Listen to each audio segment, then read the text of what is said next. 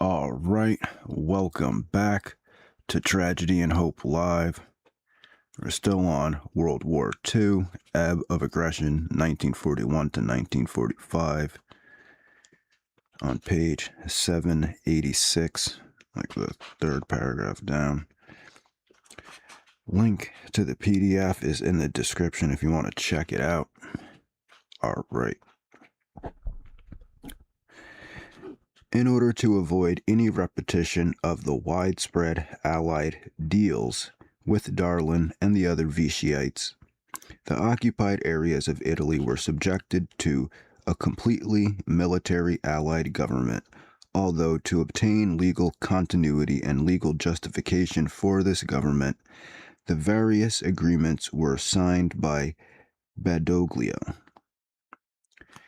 Even this small amount of contact with ex-fascist leaders aroused of adverse comment in certain circles in the United States, although at the same time, and usually in the same circles, there was objection to the use of purely military administration as an alternative. The only other possibility would have been to turn the newly liberated areas over to the local anti-fascist native groups.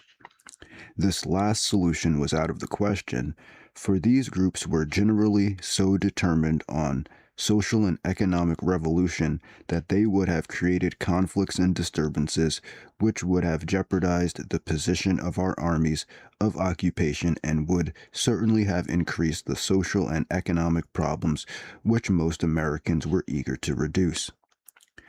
These social and economic problems were mostly of a very practical nature and were concerned with starvation, disease, public order, and the care of displaced persons. All these problems were drastically increased by the ruthless destruction of the German forces as they withdrew toward Germany itself. Food supplies were taken away or destroyed, millions were left homeless, many of them far from their homes, in pitiful conditions of semi-starvation and disease. These conditions, which became steadily worse as the war drew to its close, made a great appeal to the humanitarian feelings of Americans and presented problems with which American generosity and organizational efficiency were well able to deal. On the other hand, Americans had weak political interest and narrow ideological training and were eager to avoid problems such as forms of government, patterns of property, distribution, or nationalistic disputes. It is, then, not surprising that American post-war planning and the behavior of American administrators neglected the latter kinds of problems to devote their energies to the more practical tasks of material survival. On the political, legal, or ideological problems, the American liberators had little to offer beyond rather vague and idealistic praise of democracy, private ownership, and freedom. While the military efforts of the Anglo-Americans were, in full public view, passing from victory to victory in the early months of 1943, a very ominous situation had arisen behind the scenes in respect to their relations with the Soviet Union. We have already mentioned the evidence that quite incompatible decisions about the post-war world had been made in Washington and Moscow at the same time. The decision in Washington seems to have been that every effort would be made through wartime concessions to the Soviet Union to obtain Russian cooperation in a post-war international organization, and that all territorial problems should be left to the post-war period. The decision in Moscow seems to have been that the Anglo-American powers could not be trusted and that the Soviet Union must seek to ensure its post-war security by creation of a series of satellite and buffer states on its western frontier. I already read this part. The incompatibility of these points of view gave rise to the Polish crisis of May 1943. After the Nazi-Soviet division of Poland in September 1939, a Polish government in exile was established in France and later in London with General Władysław Sikorsky as prime minister. This government, although recognized as the successor to the defeated Polish government by most of the world, was not recognized by the Axis powers or by the Soviet Union. These pretended that Poland had ceased to exist. Russia, which had received half of Poland with 13.2 million of Poland's 35 million inhabitants, incorporated these areas into the Soviet Union, imposing Soviet citizenship on the inhabitants, and forced over 1 million of them to go to other parts of Russia to work in mines, factories, or farms. Most educated or professional persons among the Poles were arrested and put into concentration camps with the captured officers of the Polish armies. In the meantime, the portions of Poland taken by Germany had been divided into two parts, of which the western, with 10.5 million inhabitants, was incorporated into Germany, and the rest, with 11.5 million inhabitants, including Warsaw, was organized as the Government General of Poland under German administration. The Nazis sought to force all ethnic Poles into the Governmental General to exterminate either directly or through the exhaustion and malnutrition of slave labor all the educated elements among the Polish people, and to murder without compunction the country's large Jewish population. The German attack on the Soviet Union on June 22, 1941, led to a brief reversal of the Kremlin's attitude towards Poland. In an apparent effort to obtain Polish support in the struggle with Germany, the Soviet Union re-established diplomatic relations with the Polish government in exile in London and signed an agreement on July 30, 1941, by which the Soviet-German partition treaties of 1939 were canceled, a general amnesty was granted Polish citizens imprisoned in the Soviet Union, and General Władysław Anders was allowed to organize a new Polish army from the Poles in the Soviet Union. Efforts to create this army were hampered by the fact that about 10,000 Polish officers, along with about 5,000 Polish intellectuals and professional persons, all of whom had been held in 3 camps in western Russia, could not be found. In addition, at least 100,000 Polish prisoners of war out of 230,000 captured by Soviet forces in September 1939 had been exterminated in Soviet labor camps from starvation and overwork, and over 1 million Polish civilians were being similarly treated. Constant obstacles were offered by the Soviet authorities to the efforts of General Anders to reconstruct a Polish army in the east. When rations were cut to 26,000 to feed a force of 70,000 soldiers and many thousands of Polish civilian refugees, Anders obtained permission to evacuate his force to Iran, March 1942. It was this group which fought so well the following years in Italy and in Western Europe. As soon as Anders' forces left Russia, the Soviet leaders began to organize a group of Polish and Russian communists into a so-called Union of Polish Patriots, which sponsored a Polish-language radio station and a new communist-controlled Polish army in Russia.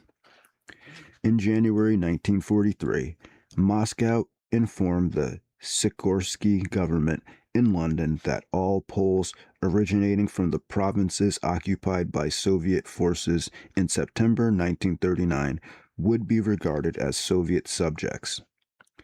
While the Soviet-Polish relations were deteriorating, the German radio suddenly announced on April 13, 1943, that German forces in occupied Russia had discovered, at Katyn near Smolensky, Russia, mass graves containing the bodies of 5,000 Polish officers who had been murdered by the Soviet authorities in the spring of 1940.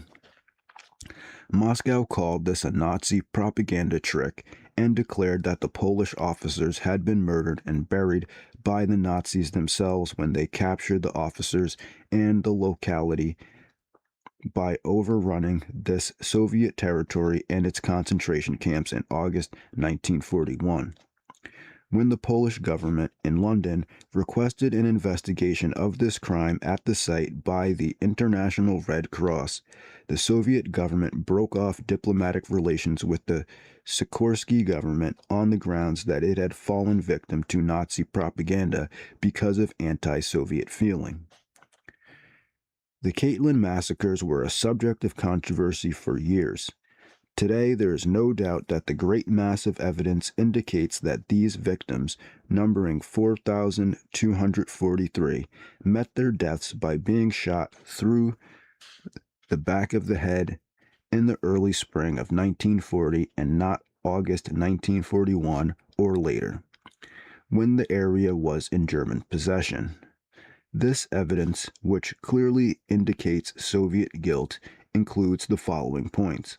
1. The victims were wearing the uniforms and boots issued to them at the outbreak of the war in 1939, and these were in good condition, showing a minimum of wear as might be the case in April 1940, but could not have been true in August 1941.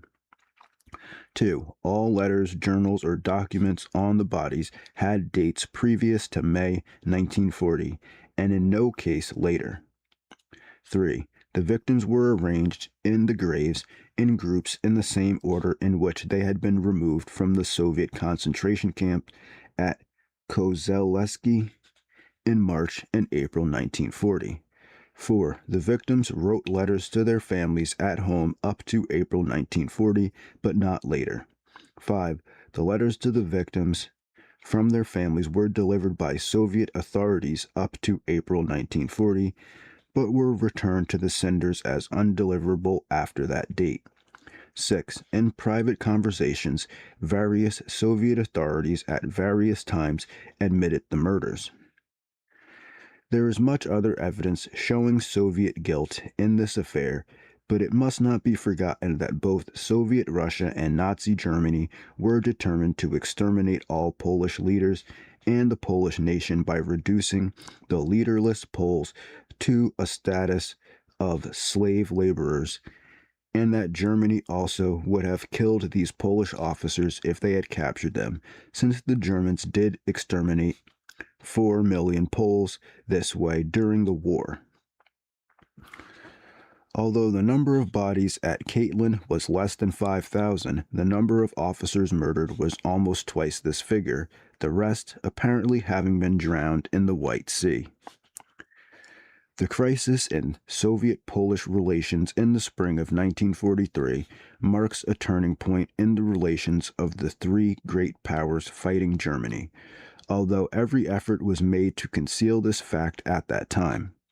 From March 1943 onward, the Soviet authorities did all they could to build up the Union of Polish Patriots as the center of aspirations of the Poles still suffering in their own country, while, at the same time, Washington began to pay the Polish government in exile an annual subsidy of $12.5 million to finance its underground organizations in Poland and its diplomatic relations with Latin American countries.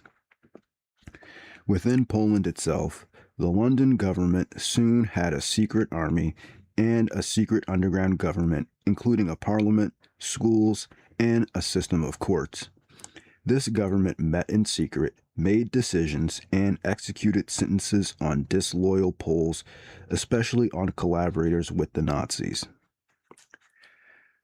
Nazi plans aimed at the eventual extermination of the Poles and the Polish nation. In the winter of 1939 to 1940, all Poles were deported, street by street, with only a few hours' notice, from the western areas annexed to Germany into the government general. In the latter areas, under the rule of Hans Frank and Arthur Seyss-Inquart, all wealth which could be used by Germany was confiscated and removed. All Polish institutions of higher learning or culture were abolished, so that only elementary schools, and these conducted in German language, were allowed. All outstanding persons were murdered, millions were deported westward to work as slave laborers in German factories. The food consumption of those who remained was reduced by German seizure of food supplies to a quarter of the daily need, to 600 calories. And various measures, such as separation of the sexes, were taken to prevent the reproduction of Poles. Under these circumstances, it is remarkable that Polish spirit could not be broken, that hundreds of thousands of Poles continued to resist in guerrilla bands in underground home army under Generals Grot, Stefan Rowecki, and Bohr, Thaddeus Komorowski, and that sabotage, propaganda, spying, and communication with the Polish government in London continued to flourish. At the time these events were taking place, the people of the English-speaking world were almost totally ignorant of the diplomatic controversies behind the scenes and almost equally ignorant of the conditions of life in German-occupied Europe. On the other hand, they were fully aware of the victory in North Africa, of the conquest of Sicily, and of the invasion of Italy. The strategic decisions involved in these campaigns and, above all, the decisions of September 1943 to reject Churchill's plans for a Balkan campaign in order to concentrate on the cross-channel offensive for 1944 were of vital importance in setting the form that post-war Europe could take. If the strategic decisions of 1943 had been made differently, to postpone the cross-channel attack and instead to concentrate on an assault from the Aegean across Bulgaria and Romania towards Poland and Slovakia, the post-war situation would have been quite different. This we can say with assurance, even though we cannot say with any certainty what the difference would have been. In the course of 1943, while Roosevelt, Churchill, and Stalin were still devoting the chief attention to the conduct of the war, their foreign ministers, Cordell Hull, Anthony Eden, and Vyacheslav Molotov, were giving increasing attention to planning for post-war problems. The chief of these problems, which were discussed, were 1. The economic demobilization of the victor powers, 2. The relief and rehabilitation of the defeated countries and of the liberated areas, 3. Problems involving refugees and displaced persons, 4. Problems of finance and international monetary exchanges, 5. Punishment of war criminals in the defeated states, 6. The forms of government that these states and of liberated states, 7. Territorial questions such as boundaries of Germany, of Hungary, or of Poland, 8. The disposition of the colonial possessions, or as they were called, the dependent areas of both victors and vanquished, 9. The problems of the post-war political relationships of the victorious states and of the world as a whole. It is evident that many of these problems were of an explosive nature and could lead to disputes among the Allies and possibly even to a weakening of their joint anti-German efforts. As a consequence, the foreign ministers' discussion of many of these problems were tentative and hesitant and were frequently interrupted to confer with the three heads of government. Even on this higher level, agreement could not be reached in some cases, and these problems were generally put aside lest efforts to reach an agreement alienate the Allies to the detriment of their war efforts against Germany. This was most emphatically true of questions involving the possible post-war situation in Eastern Europe, where the frontiers of Germany, of Poland, and of the Soviet Union, or the status of Poland and of the Baltic states, were far too controversial to be raised except in the most tentative way. It has frequently been argued in recent years that failure to reach any agreement on the territorial and governmental settlements of Eastern Europe while the war was still in progress meant that these questions would tend to be settled by the military situation in existence at the end of the war, with little consideration for questions of legality, humanity, freedom, nationalism, the rights of small states, or other factors which were mentioned so frequently in the Allied wartime propaganda. Specifically, this meant that the Soviet armies would undoubtedly dominate Eastern Europe once Germany was defeated, and that these armies could make a settlement based on force unless the Soviet Union had been compelled, before the complete defeat of Germany, to make agreements with its fellow allies for some more desirable settlement in Eastern Europe. These arguments usually assume that the Soviet Union was reluctant to make an early agreement on the subject, and that it could have been forced to do so because of its need for American supplies during the fighting. This assumption implies that America should have threatened to reduce or cut off Lend-Lease supplies going to the Soviet Union unless we could obtain Soviet agreements to the kind of Eastern European settlement we wanted. These arguments are based on hindsight and not on any realistic understanding of the historical facts as they developed. It is now clear from the published documents that the Soviet Union was eager to obtain some early agreement on the Eastern European post-war settlement, and that both the United States and Britain were reluctant to make such an agreement, apparently because of the fear that we could do so only at the price of extensive concessions to Russia, at the expense of the smaller Eastern European states. We were unwilling to use our control of Lend-Lease supplies to force concessions from Russia, because any reduction of such supplies by weakening the Soviet Union's resistance to Germany would increase Germany's ability to fight the Anglo-Americans and would lengthen the war. Moreover, Soviet ideas on the Baltic states and the eastern frontiers of Poland were so rigidly uncompromising that no concessions could have been obtained on these points except perhaps by reducing Lend-Lease shipments to a degree which the Anglo-Americans in their own interest were unwilling to do. Now, they didn't want to stop the supplies because they needed to wear down Germany.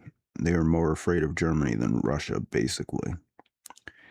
It was feared that any drastic Anglo-American pressure on Russia in this form would lead to violent protest from the electorate in Britain and in the United States, since the citizens of these two democratic powers were much more concerned with getting on with the war than they were with the post-war situation of the Poles or of the Baltic states. Moreover, the Anglo-American leaders were fearful that, if Russia's ability to fight Germany was reduced by any curtailing of supplies, the Soviet leaders might make a separate peace with Hitler, allowing the Nazis to turn the full brunt of their fury westward. Rumors of possible Soviet-Nazi discussion looking towards a separate peace were circulating in London and Washington at various times, particularly in the latter part of 1943. And the Anglo-American leaders were too clearly aware of the sudden Nazi-Soviet agreement of 1939 to push the Russians so hard that they might make another, more fateful agreement of a similar character. The blunt truth, which was faced by the Anglo-American leaders throughout the war, was that Full-scale Soviet resistance to Germany seemed essential if the Nazis were ever to be beaten, and that what seemed, at the time, to be the lesser or more remote considerations had to yield to that fundamental fact. Winston Churchill, in June 1941, had welcomed the Russians as allies against Hitler with the statement that he would be ready to ally with the devil in hell if the devil was ready to fight Hitler. Naturally, this point of view became less extreme as the defeat of Hitler became less remote. But the Germans fought so well up to the very end of the war that it never became possible to force any Soviet concessions in regard to the post-war political settlement in Eastern Europe. Instead, the tactic was adopted wholeheartedly by President Roosevelt, more reluctantly by Prime Minister Churchill, of trying to win the Soviet leaders, especially Stalin, to a less suspicious and more conciliatory mood by full-scale cooperation in the war and by friendly concessions to Soviet sensibilities on wider issues. This alternative policy was by no means an easy one, for Soviet suspicions were so close to the surface and Soviet sensibilities were so touchy that cooperation with these people proved to be a very delicate and unpleasant business. It was, however, a business at which Roosevelt was personally adept, and it worked adequately enough until the war with Germany and Roosevelt's life drew to their close together in the spring of 1945. The various post-war problems we have mentioned were discussed at a series of high-level conferences during the war years. At the conference in Washington in March 1943, Eden and Roosevelt agreed that Germany should be broken up into 3 or 4 states after its defeat, but did not see eye to eye on many other matters. Roosevelt felt that only the 4 great powers would need to be armed in the post-war world and could keep the peace for all other states if they could agree among themselves. The other states, relieved of the burden of armaments, could devote all their resources to economic reconstruction. The 4 great powers would be helped in the task of keeping the peace for all by their joint possessions of various strategic points throughout the world, like Dakar or Formosa, possibly Israel too, and could work together to instruct the public opinion of the world by a joint sponsorship of informational centers scattered about the globe. In such a system, in which lesser states did not have to defend themselves, there could be no objection. In Roosevelt's thinking, to separating peoples like the Serbs and Croats who could not agree, or in providing independence for dependent areas such as Hong Kong. Most of this made little sense to Eden, who was not prepared to give up Hong Kong or other portions of the British colonial possessions, or to see the Soviet Union on the borders of Europe in which all other states were disarmed. The chief areas of agreement at this conference were that Germany should be dismembered after the war and that Poland could obtain East Prussia. Now, it seems like Britain has basically, the Ukraine thing has been going on since this World War II at least, where they just don't want Russia to be any closer to Europe than it is already.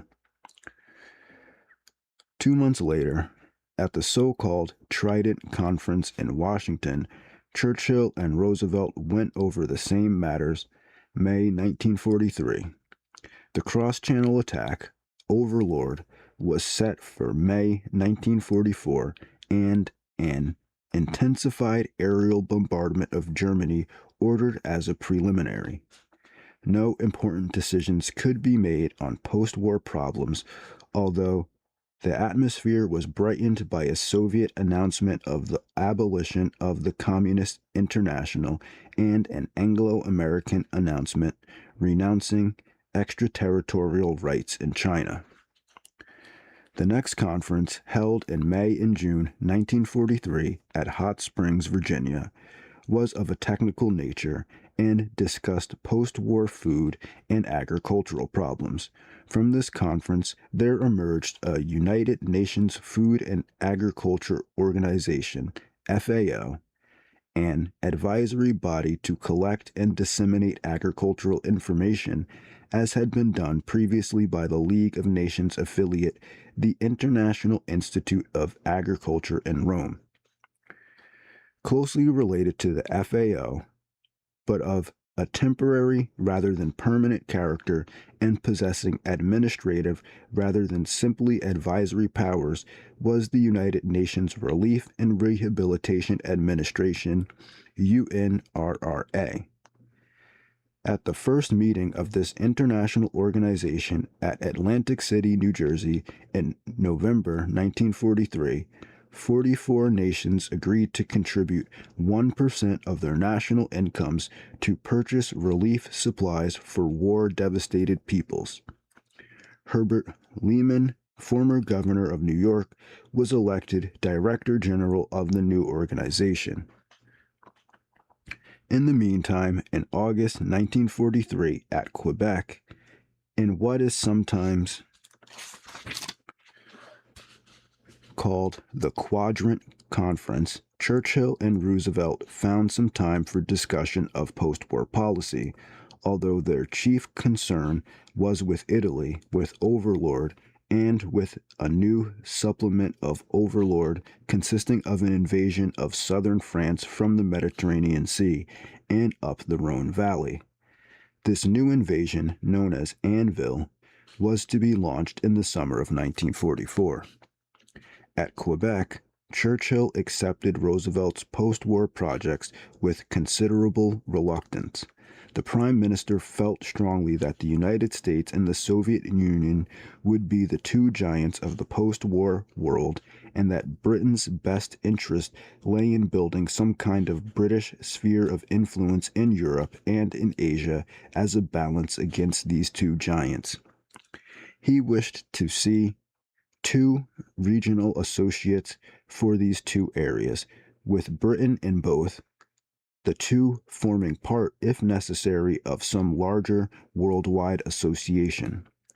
It soon became clear that the United States would accept no regional associations of this character and insisted on a worldwide association of individual countries. The American insistence on no spheres of influence and no settlements of frontiers while the war was on, like the American insistence that China was a great power, was regarded by the other two allies as childishly unrealistic and even hypocritical, especially as both Britain and Russia were convinced that the United States was aiming to create American spheres of interest, if not regional associations. In its chief areas of concern, Latin America and the Far East, Churchill had to accept Roosevelt's projects for a post-war international organization for fear that resistance to these might lead to a revival of American isolationism following the Second World War, as had happened after 1919. This, above all, Churchill had to prevent, since it would leave Britain facing the Soviet Union with no great power companionship. Accordingly, at Quebec, in August 1943, Churchill accepted Hull's draft for a post-war United Nations organization consisting of 4 great powers and associated lesser powers on a worldwide basis. This meant that Britain was committed to seek support against the Soviet Union from the United States within the United Nations organization rather than through some tripartite balance of power system with spheres of influence. One important consequence of this British commitment to the American point of view appeared in 1943 with respect to the explosive problem of the Polish frontier. Britain and Russia reached a tentative agreement to move the whole Polish state westward by wholesale transfers of population, drawing its eastern boundary along the Curzon line and compensating for this loss of territory in the east by moving its western boundary to the Oder and Niesie rivers.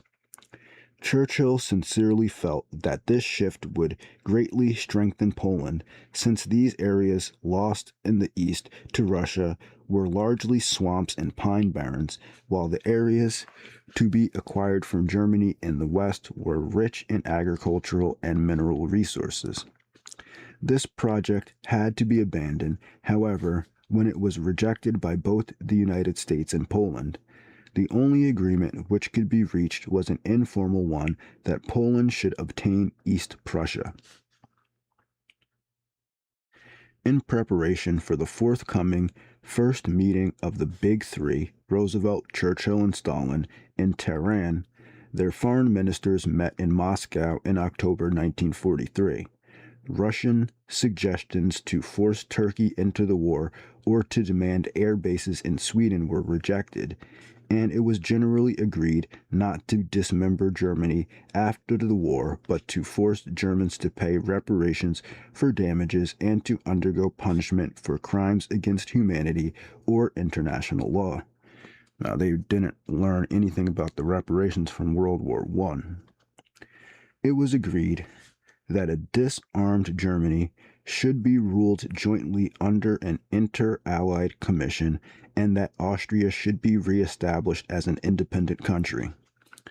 The chief achievement of the conference was the signature of a four-nation declaration on the United Nations. This document stated that the signers would continue to cooperate after the war for the organization and maintenance of peace and security. It further promised to create a general international organization based on the principle of sovereign equality of all peace-loving states and open to membership by all such states.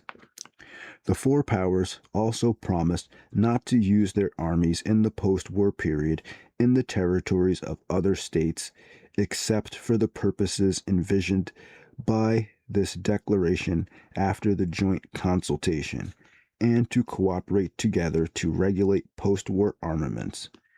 This declaration was significant because of the American promise not to relapse into isolation again and because of the American success in having China accepted, admittedly with reluctance, as a great power. In reporting to a joint session of Congress on the significance of this agreement, Secretary of State Hull voiced that kind of naive idealism which made Churchill squirm. He said, as the provisions of the Four-Nation Declaration are carried into effect, there will no longer be need for spheres of influence, for alliances, for balancing of power, or any other kinds of special arrangements through which, in the unhappy past, the nations strove to safeguard their security or to promote their interest. He went on to point out, as a desirable fact, that questions of boundaries had been left in abeyance until the end of the hostilities, as the United States had desired. Just at this time, considerable efforts were being made in the United States to obtain popular commitments against any post-war return to isolationism. On September 7, 1943, a conference of leaders of the Republican Party at Mackinac Island, Michigan, endorsed the hopes for a post-war international organization. 2 weeks later, the Fulbright resolution favoring such an organization passed the House of Representatives by a vote of 360 to 29. And in November, a similar expression, the Connolly resolution, was accepted in the United States Senate by a vote of 85 to 5. The Moscow Conference of Foreign Ministers was followed, within a month, by the first meeting of the Big Three held at Tehran from November 28th to December 1st, 1943. Since Russia was not at war with Japan, there were no Chinese representatives at Tehran, and the Anglo-Americans met with these at two separate conferences in Cairo before and after the sessions in Tehran, November 26th to November 22nd through 26th, and December 3rd through 6th, 1943. Although the war against China was being fought quite independently from the war against Germany, the Cairo discussions formed a background for the Tehran negotiations and undoubtedly influenced them. Once again, this influence was exerted through strategic discussions. Originally, American strategy against Japan had, under General MacArthur's influence, given a major role to the Army with supporting roles for the Navy and Air Force. This earlier strategy had taken a form known as island hopping and had envisioned a major role for China and the Chinese Army. This strategy intended to approach Japan from Australia, island by island, landing on each island and wiping out the Japanese garrisons on each before going on to the next. Eventually, this method would have brought the American Army into contact with China, both across Burma and into the southwestern provinces and along the southeastern coast at the traditional points of entry to China, at Hong Kong and Canton. Once contact with China had been made in this way, the final assault on Japan would be made by using Chinese forces and Chinese bases as major elements in the final assault.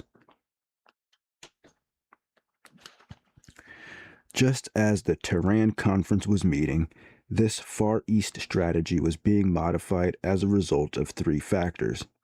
In the first place, the success of the United States Navy with carrier-based planes and with amphibious landing operations was showing that an attack on Japan could be made directly from the Pacific Ocean without any need to recapture many of Japan's island bases beyond those which were needed as bases for our own Air Force attacks on Japan, and that this could be done without any preliminary contact with the Chinese mainland. At the same time, it was becoming increasingly clear that the Chinese regime of Chiang Kai-shek was hopelessly corrupt, and non-combative, and could contribute little or nothing to the final assault on Japan's home islands or even to the elimination of the large Japanese forces on the Asiatic mainland. It was just at this moment that Stalin indicated his willingness to intervene in the war on Japan and to provide Soviet forces for the elimination of Japanese troops in Asia as soon as the war with Germany was finished. As American faith in China's ability to overcome the Japanese forces on the Asiatic mainland steadily dwindled, and their faith in America's ability to strike a fatal blow at Japan itself from the open Pacific grew, it became increasingly a part of America's aims to obtain a Soviet commitment to enter the war against Japan in order to overcome the Japanese troops in Asia. This desire, forced on Roosevelt by his military leaders, greatly weakened the president in his negotiations with Stalin, since Roosevelt could not be adamant on Russia's position in Eastern Europe, or even in Eastern Asia, if he was seeking to obtain a Soviet commitment to go to war with Japan. At Tehran, Stalin was chiefly motivated by an intense fear of Germany and a desire to strengthen the Soviet Union along its western border as protection against Germany.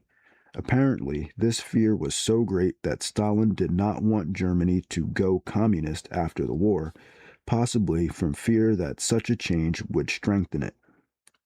Instead, he demanded and obtained Polish frontiers on the Curzon Line and the Oder-Neisse line, and won acquiescence for his rather moderate plans for Finland. The latter included the 1940 frontier, a Soviet naval base at Hangau or Pestamo, reparations to Russia, and a complete break with Germany. The British were generally unsuccessful in obtaining their desires at Tehran.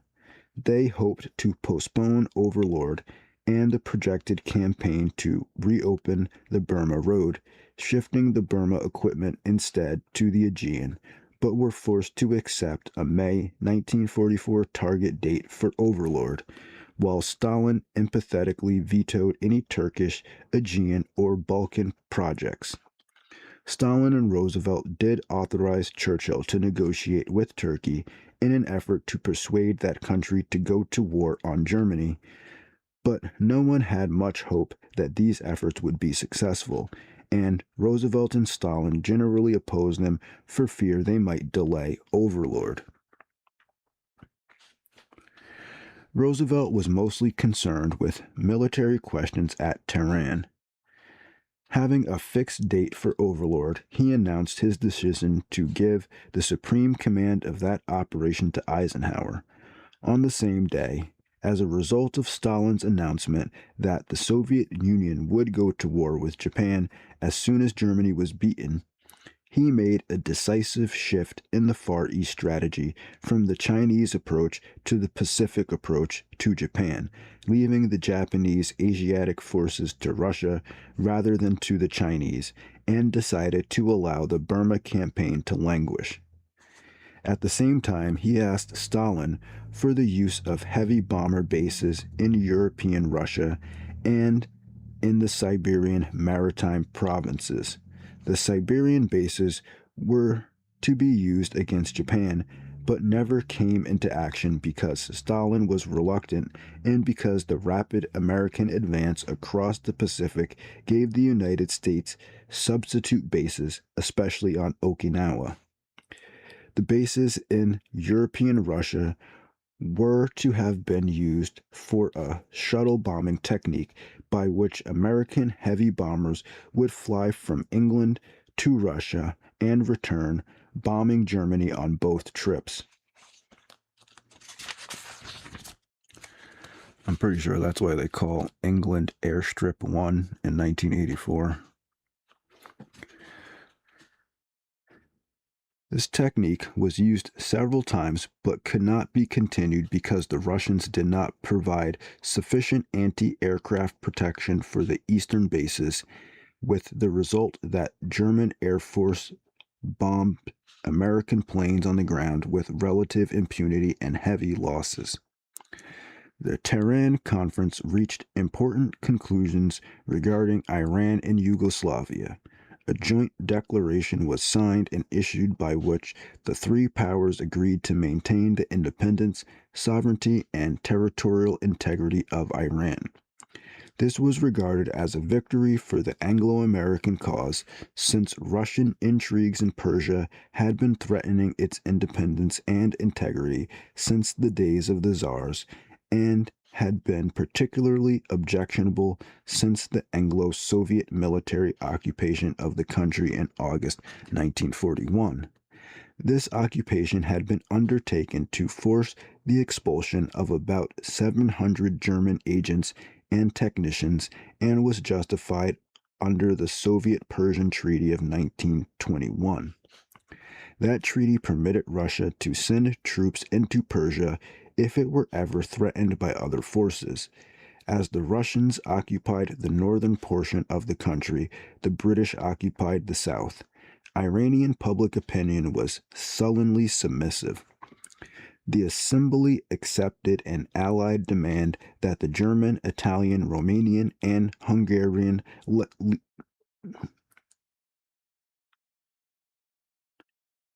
is that? Oh,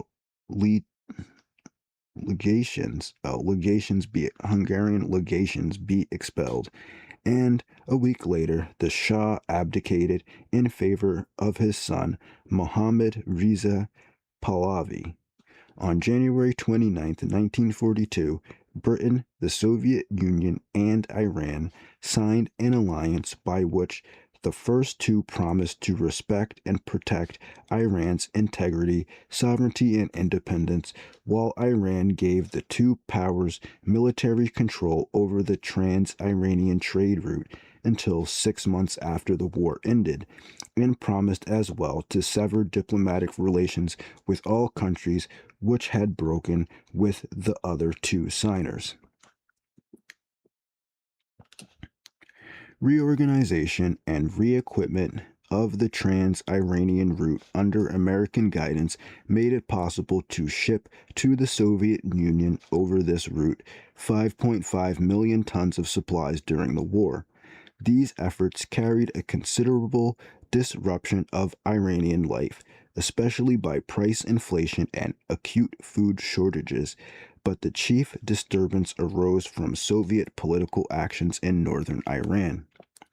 The Russians excluded most Iranian officials and encouraged local separatist and revolutionary forces. On several occasions, the United States Secretary of State sent inquiries to Moscow about these activities, but never received a satisfactory reply. Thus, the Declaration of Tehran of December 1st, 1943, was a diplomatic victory for the West, for in it Stalin joined with Roosevelt and Churchill in guaranteeing Iran's independence and integrity. The Tehran Agreement about Yugoslavia was even more significant than the one about Iran, and could not, in any honesty, be called a victory for the West. The South Slav state had been suffering under a brutal Axis occupation since the spring of 1941, and was also split by a civil war between two underground movements which spent more energy fighting each other than they used to fight the Axis. The earlier of these undergrounds, that of the Chetniks, supported the Yugoslav legitimate government now in exile in London. It was led by General Draza Mihailovich, Minister of War in the exiled government. The second underground movement, known as the Partisans, was leftish and Republican in its sympathies and was dominated by the communists led by Moscow-trained Joseph Broz, known as Tito. The contrast between these two underground movements was a sharp one, but to Churchill and Roosevelt, these differences were largely ignored in favor of the more immediate question of which was more willing to fight the Axis. The answer to that question, in Churchill's opinion, was Tito. For this reason, Churchill at Tehran made the fateful suggestion that the Allied supplies going to Yugoslavia be shifted from Mihailovich to Tito, and that Russia should send a military mission to Tito to join the British military mission already there. These suggestions were accepted by the Big Three, apparently without any clear idea of what this change in policy meant. But it was a change filled with significance, since it meant that the communists would control Yugoslavia in the post-war period. This outcome was certainly not intended by at least two of the Big Three, but they were willing to overlook obvious facts in their eagerness to defeat Germany. Among these obvious items was the fact that Mihailovich represented the forces of royalism, of Serb centralism, and of social conservatism, while the partisans represented the forces of republicanism, of South Slav federalism, and of social revolution. Mihailovich's reluctance to continue guerrilla attacks on the Axis forces lost him British support, but was, from his point of view, the only possible tactic. Every guerrilla attack on the Germans was answered by German reprisals on the Serbs, in which thousands were massacred, undefended villages were destroyed, and hundreds of peasants had to flee to the mountains, where they were recruited into partisan bands. Tito, who had no desire to maintain the previous social, economic, or ideological structure of Yugoslavia, had no desire to avoid German reprisals, which simultaneously destroyed the old social structure and provided recruits for his partisan forces. Accordingly, Tito was more willing to fight Germans and thus won the right to Allied support at Tehran. But Tito's willingness to fight Germans was only slightly more eager than that of Mihailovich, since the chief aim of each was to keep his forces strong enough to take over Yugoslavia when the Axis was driven out. Moreover, neither group, even with Allied supplies, was sufficiently strong to drive the Axis out of the country or to take over control of any significant parts of the country. The Italian forces in Yugoslavia were defeated by the Anglo-American victory in Italy itself, while the German forces were ultimately expelled by the advance of Soviet and Bulgarian forces from the east in the winter of 1944 to 1945. Nevertheless, the Tehran decision to shift Allied supplies from the Chetniks to the partisans was part of major significance in forming post-war Europe. The Allied leaders parted after the Cairo and Tehran conferences in hopeful moods and proceeded to direct their full energies to military matters. Thus, there was no other important meeting until the Second Quebec Conference in September 1944, and no other meeting of the Big Three until Yalta in February 1945. The 9 months following Tehran were devoted to military matters of which the chief was overlord, begun on D-Day, June 6, 1944. The preparations for Overlord were among the most elaborate in military history. The planning, under British General Frederick E. Morgan, occupied almost a year before Eisenhower came to England to take command in January 1944. The preparatory work involved the accumulation of enormous manpower and supplies in England, extensive intelligence work and retraining of troops, detailed planning on a very large scale, the accumulation of much special equipment, including over 5,000 escort vehicles and landing craft, 2 artificial floating harbors, numerous block ships, and caissons for emergency piers, and strenuous exertions to overcome the German Air Force and submarine fleet before the project began. The 8th American Air Force had been established in England in August 1942, but had not delivered the full impact of its attack because of constant diversion of men and planes to North Africa and the Mediterranean.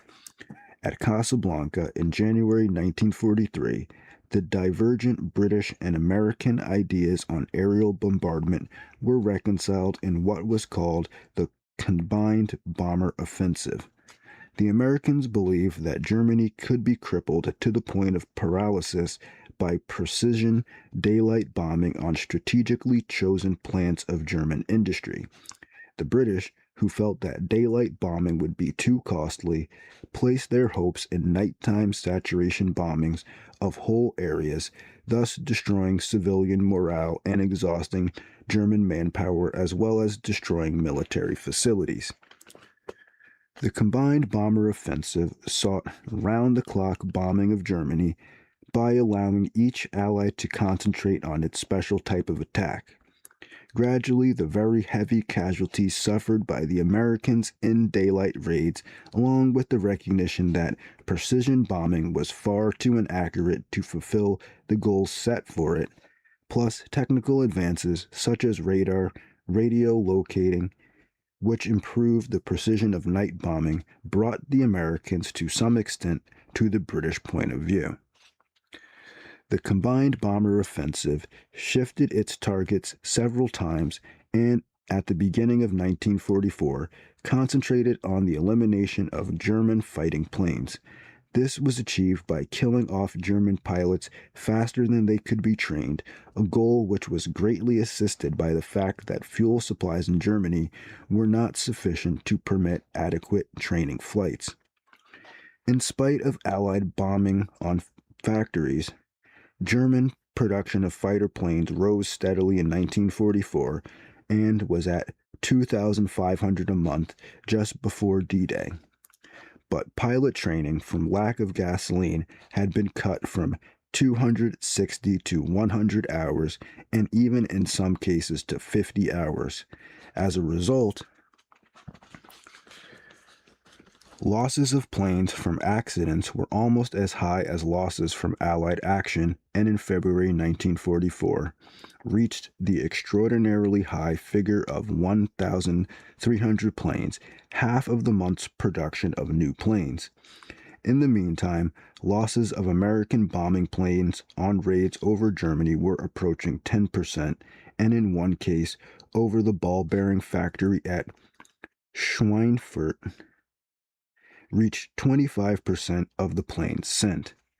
In the early months of 1944, a series of raids on Berlin was launched with the deliberate purpose of provoking the German fighter forces into combat so that they could be destroyed.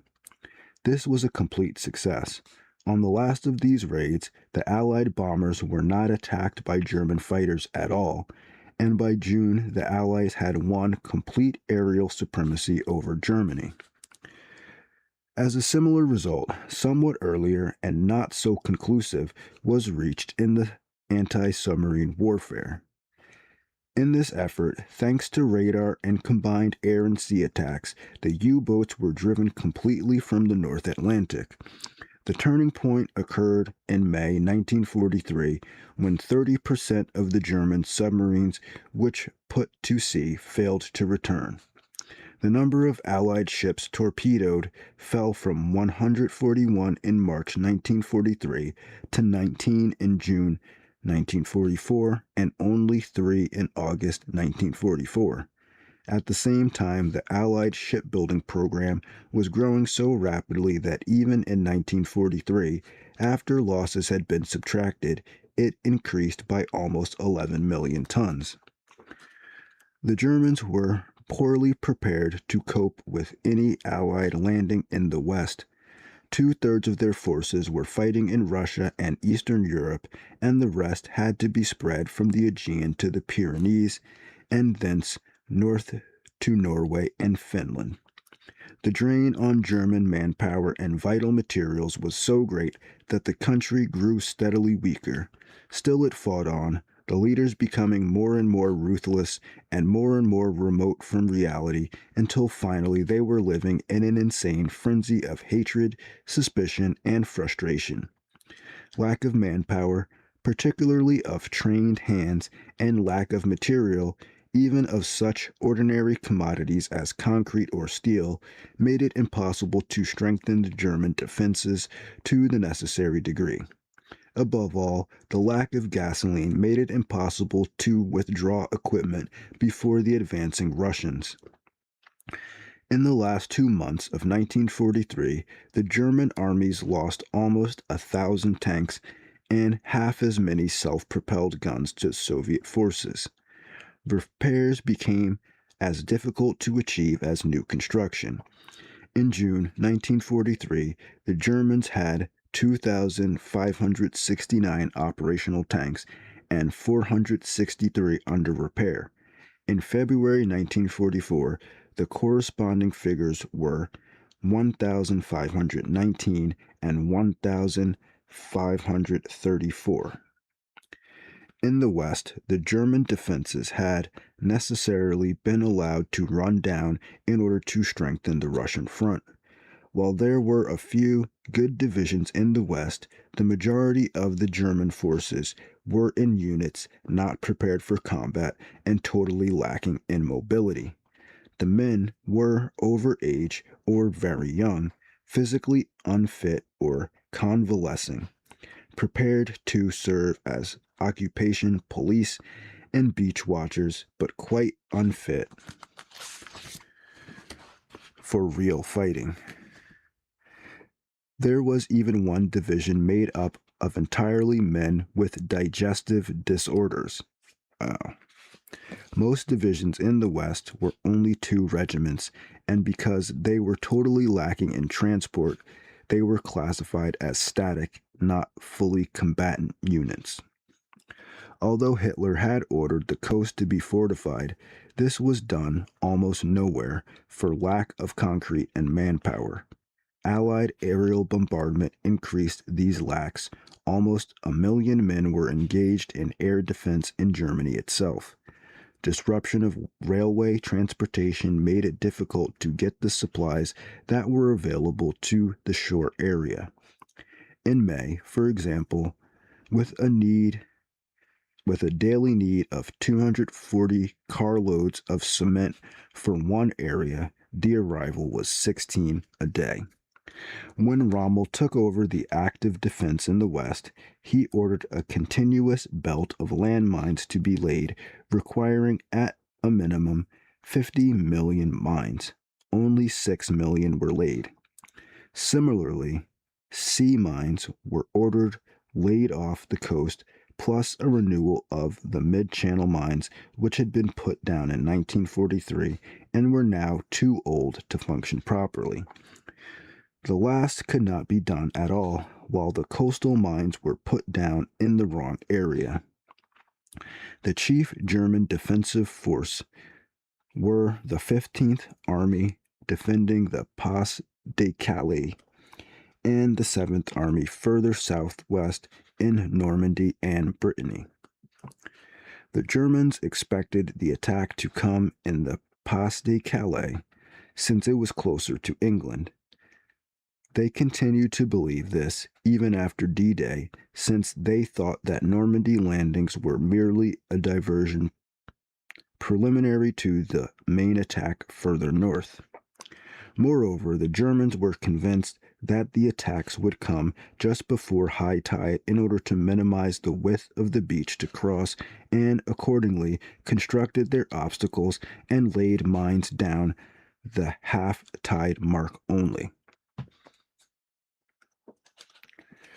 Although the Allied cross-channel attack was not a large one, being only 5 attack divisions preceded by parts of 3 airborne divisions, it was beautifully planned, competently carried out, and encountered a number of very lucky chances, especially from the weather.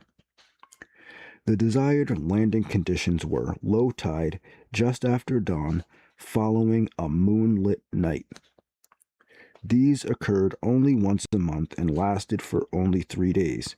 In June 1943, these days were the 5th, 6th, and 7th. Bad weather, making air operations difficult, and impossibly heavy surf forced Eisenhower to postpone the attack on June 5th. But because better weather information, expertly interpreted, showed the Allies that the weather would improve suddenly, the Supreme Commander ordered the attack to take place on June 6th, at a time when the Germans expected the adverse weather to continue. The 2 American divisions went ashore on either side of the Vire River near Corinthon, with the Utah Beach to the west and Omaha Beach between the Vire and Drone rivers to the east. A Canadian and 2 British divisions went ashore between the Drome and Orne rivers in front of the Bayou and Cane. Airborne divisions were dropped inland on either flank of the attack area to hold up any German counter-thrust, and another airborne division was dropped inside Utah Beach to seize the causeway which crossed the lagoons inside the beach. Tactical surprise was achieved at all points, so completely in fact that at Omaha Beach, the strongest German coastal battery in the West was found unmanned and unguarded, except at Omaha Beach, where the high bluffs had to be scaled under fire. The landings were immediately successful. At Omaha, the issue hung on the balance into the second day. As a result, 2,000 casualties were suffered at Omaha, compared to 200 at Utah Beach.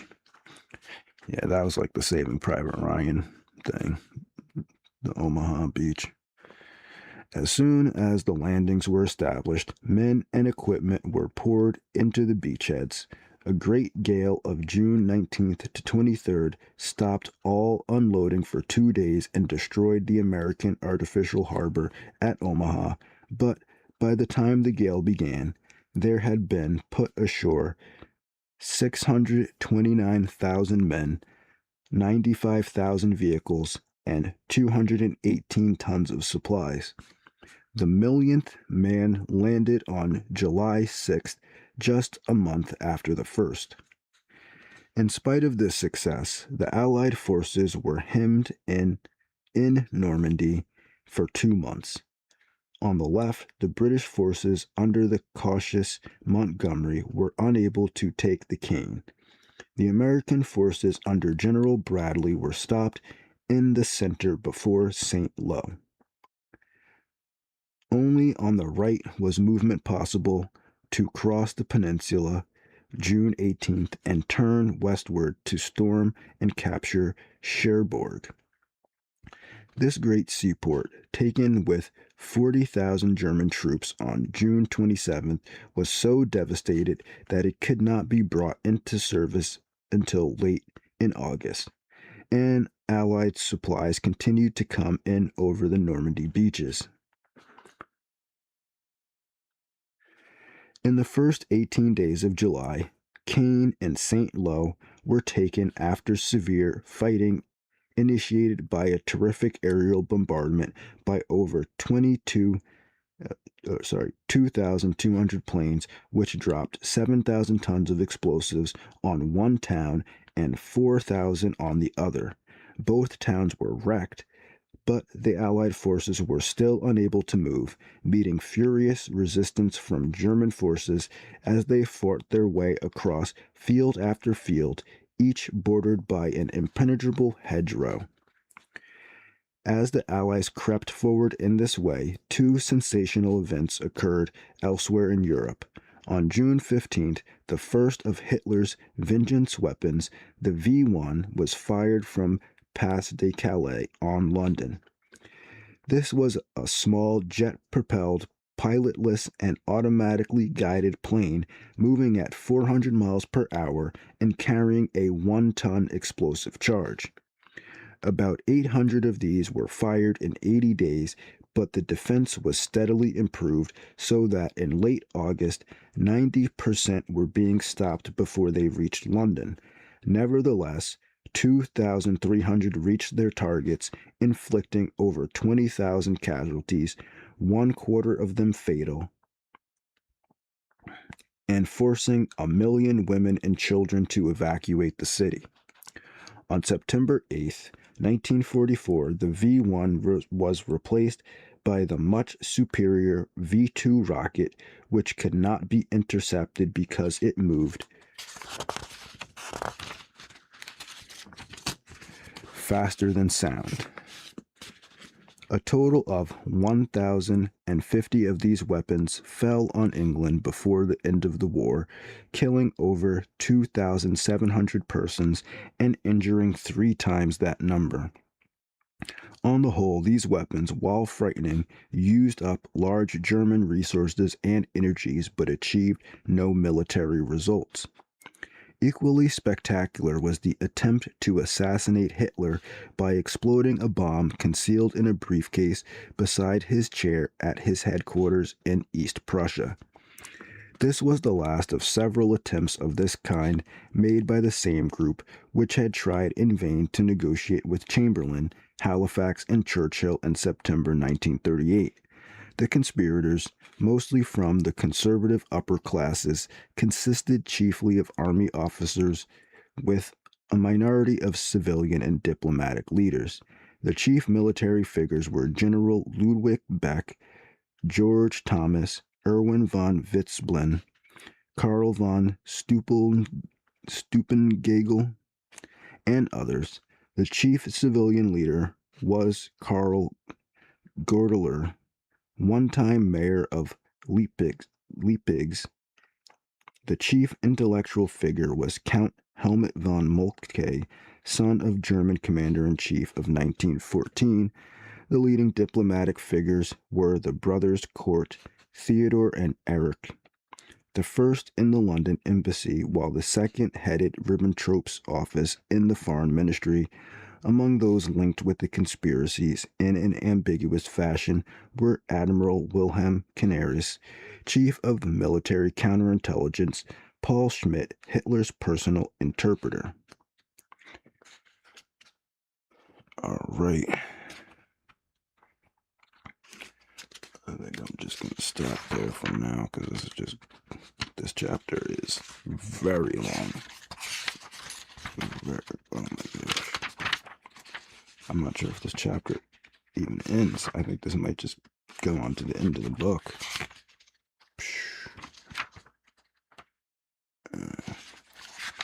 Yeah, there's definitely like another 30 pages or so in this chapter. Okay.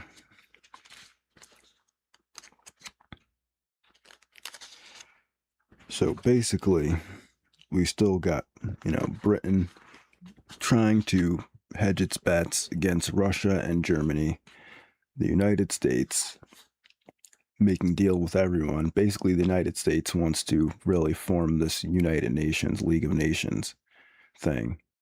And Britain would rather have kind of the old way that it was doing it with the Ententes, where each country had individual, agreements with each individual country. And then, they started doing serious air raids, both on, both the Allies and the Axis powers, while at the same time they were getting ready to invade Japan, but they wanted to take out Germany before invading Japan. So we'll see what happens with the whole Nagasaki and Hiroshima thing. I'm not exactly clear when that happens. But you can see at this point, there are no good guys in this war at this point. Nobody's really the good guy. Basically, whoever wins will become the good guy. It seems like, Churchill was ready to bomb anybody. The Americans are selling weapons to everybody. I mean, the Russians are moving to the west and they want more territory. And they kind of know that the United States needs them to fight Germany. So they're getting good deals on their peace treaties. And it seems like France is not really even in the running at this point. Like France, Italy, Poland, a lot of the other smaller states like Holland, Luxembourg, Spain, they're just not really even in the game anymore at this point. All the, Scandinavian countries, Austria, and freaking Sweden, Norway. So we'll see what happens next. I think we all know how this ends though. So thanks for watching. If you did, if you didn't, you won't hear this anyway. So have a good day and peace.